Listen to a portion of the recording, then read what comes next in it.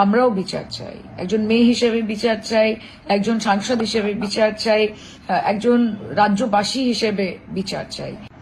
নমস্কার। আজকে আপনারা প্রত্যেকে দেখেছেন যে সারাদিন ব্যাপী ছাত্র সমাজের বেগ ধরে এই ভারতীয় জনতা পার্টি এবং তাদের কিছু পলিটিক্যাল ফ্রিঞ্জ এলিমেন্ট, তাদের কিছু শাখা সংগঠন, তারা শান্ত বাংলাকে অশান্ত করার চেষ্টা করেছে। And they have try to cause severe breach in law and order of the state.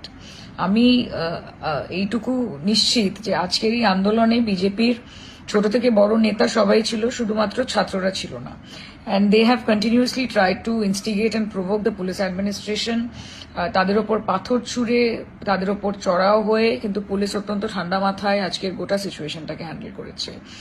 আগামীকাল এই বিজেপি তারা they are not satisfied with today, এবং তারা আবার একটা বন্ধ ডেকেছে। দেখুন, যে কোনো আন্দোলনের একটা গরিমা হয়। আজকে মমতা বন্দ্যোপাধ্যায় নিজে আন্দোলন থেকে উঠে এসেছেন। কাজে এতদিন ডাক্তারদের যে আন্দোলন, সেই আন্দোলনের গরিমা, সাধারণ মানুষ রাস্তায় নেমেছেন সেই আন্দোলনের গরিমা, সিভিল সোসাইটির আন্দোলনের গরিমা, আজকের এই বিজেপির গুন্ডা বাহিনী যে তাণ্ডব চালিয়েছে, তারা কিন্তু এই আন্দোলনের গরিমাটাকে পুরোপুরি ধূলিসাৎ করে দিয়েছে। আজকে একটা মুভমেন্ট, যে মুভমেন্ট থেকে সমগ্র ভারতবর্ষে হয়তো একটা পজিটিভ চেঞ্জ আসতে পারত। আমি হোপফুল যে আগামী দিনে সেই চেঞ্জ আসবেও।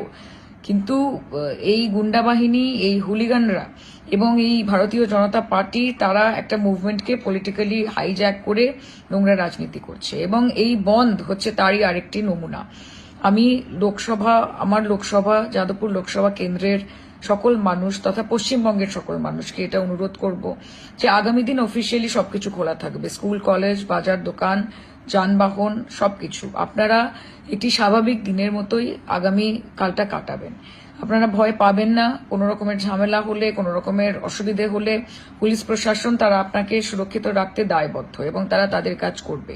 কিন্তু আপনারা কিন্তু বিজেপির এই ফাঁদে, এই প্ররোচনায় আপনারা পা দেবেন না। এরা বাংলাকে বিকৃতভাবে সমগ্র ভারতবর্ষের কাছে দেখাতে চাইছে। এটা একটা অত্যন্ত কঠিন সময়, আমাদেরকে ঐক্যবদ্ধভাবে লড়াই করতে হবে। এবং আমি আপনাদেরকে এটুকু আশ্বাস দিতে চাই, এবং আমি আপনাদেরকে এটুকু বলতে চাই যে সেই বিচারটা শুধুমাত্র বাংলার জন্য নয়, সেটা গোটা ভারতবর্ষের জন্য। আমরা নির্ভয়ারও বিচার চাই, আমরা অভয়ারও বিচার চাই, আমরা মণিপুরের বিচার চাই, আমরা বদলাপুরেরও বিচার চাই। আমরা উন্নাও, হাথরাস থেকে শুরু করে আজকে হরিয়ানা, মধ্যপ্রদেশ, আসাম, এরকম রাজ্যে যে একের পর এক মহিলাদের ওপর অত্যাচারের ঘটনা ঘটে চলেছে, তার বিচার চাই। এবং আমি আপনাদেরকে এটুকুই অনুরোধ করতে চাই যে আমাদেরকে ঐক্যবদ্ধভাবে এই লড়াইটা লড়তে হবে। তাই আগামীকাল জনজীবন স্বাভাবিক রাখবেন, স্বাভাবিকভাবে নিজের কাজ করবেন, স্কুল যাবেন, কলেজ যাবেন, চাকরি ক্ষেত্রে যাবেন, আমরা আপনাদের সঙ্গে আছি।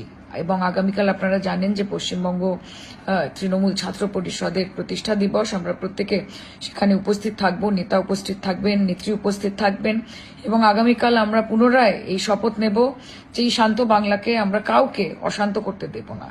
আমরা হাজারবার পশ্চিমবঙ্গের মামাটি মানুষের কাছে মাথা নত করব, কিন্তু এই বিজেপির কাছে আমরা মাথা নত করব না। দুবেলা মরার আগে মরবো না ভাই, মরবো না।